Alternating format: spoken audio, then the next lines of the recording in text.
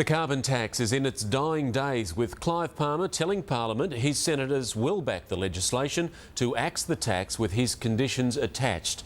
It's destined to be abolished by the end of the week, but the government isn't celebrating just yet. Palmer party senators find themselves locked out of their own meeting.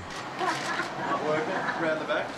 Eventually getting together behind closed doors, their leader emerging, Wake up, come on you boys, get on, wake up, get on with it.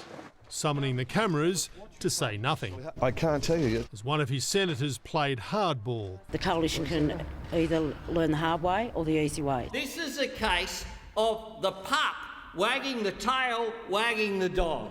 After negotiations between Mr Palmer, Leader of Government Business Christopher Pyne and Environment Minister Greg Hunt, the deal on Mr Palmer's amendment was done, forcing power companies to pass on savings when the tax is axed. But after Palmer senators pulled their support last week, Prime Minister, after the last few days, how do you reckon the backroom deals are going? The government was cautious. We have agreed on the basics, but of course there are further discussions to go. Before Mr Palmer put his support on the parliamentary record. Palmer United senators will vote in the Senate to abolish the carbon tax.